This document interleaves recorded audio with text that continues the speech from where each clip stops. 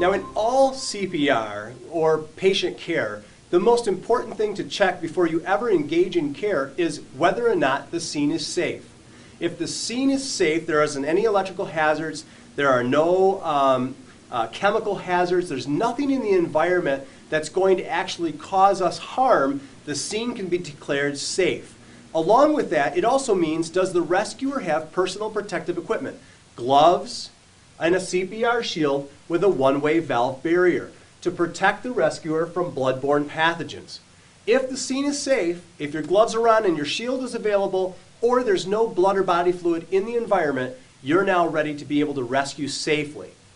As always, we're going to see that the patient is on the ground, they appear to need some help, but we don't know what's going on yet. So we call out to the patient, hey, are you all right? There's no response. Are you all right? Can you hear me? I tap and shout on the collarbone. At the same time, I'm assessing this person to look to see if they're breathing normally or not. If they're not breathing normally, chances are they're in agonal respirations.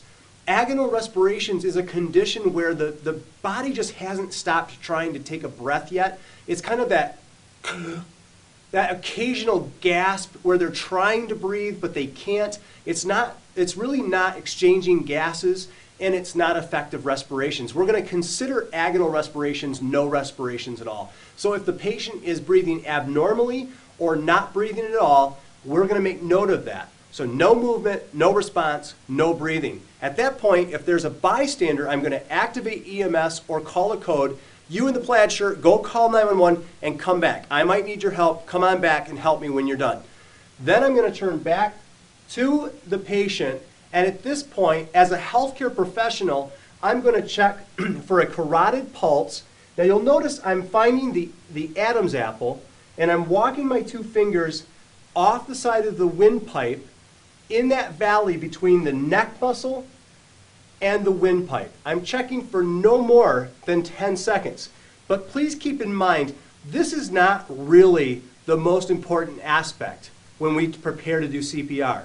If you can't tell whether there's a pulse or not, and the patient is not breathing normally, and is unconscious, we're going to begin chest compressions and CPR. Because there's a lot of studies showing us that if you can't tell if there's a pulse after you've been trained to check for a pulse, chances are, if they're unconscious, not breathing, they don't have one. So we're going to move towards CPR. In this case, I do not feel a pulse, and I'm going to find the center of the chest, interlock my fingers, and begin my 30 chest compressions at least 2 inches deep and at least 100 times a minute. That's more than 1 a second. This is fast. It's a lot of circulatory type compressions, and it's going to become exhausting in time. And we'll cover that in just a minute. But now we're going to start our compressions.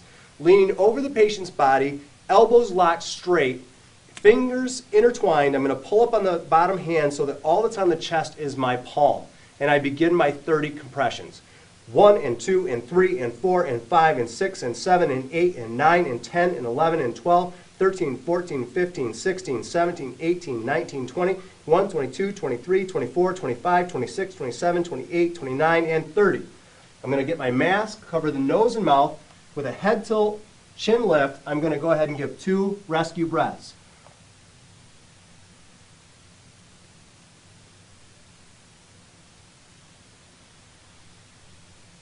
Both breaths went in, and 30 more compressions. 1 and 2 and 4 and 5 and 6 and up to 30 more. I'm going to continue this 30 compressions and 2 breaths until an AED arrives, or until emergency medical services arrive, or a code team arrives and takes over.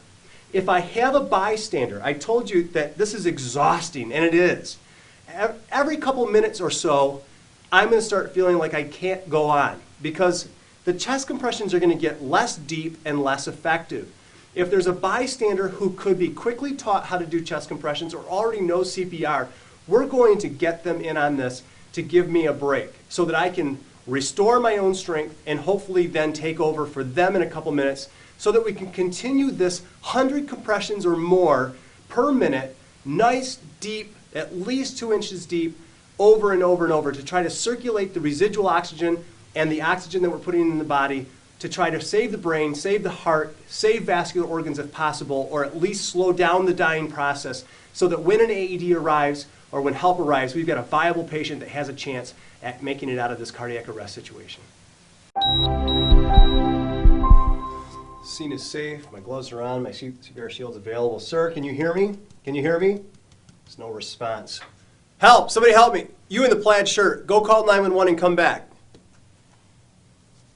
Checking for a pulse.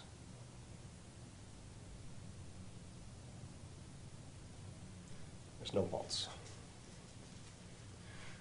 1 and 2 and 3 and 4 and 5 and 6 and 7 and 8 and 9 and 10 and 11 and 12, 13, 14, 15, 16, 17, 18, 19, 20, 22, 23, 24, 25, 26, 27, 28, 29, 30.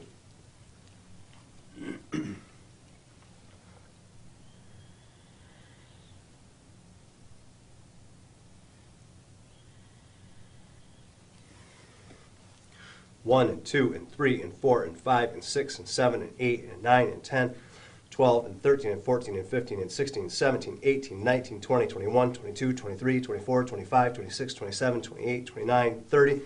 2 more breaths, 30 more compressions. I'd continue this until an AED arrived or until EMS showed up.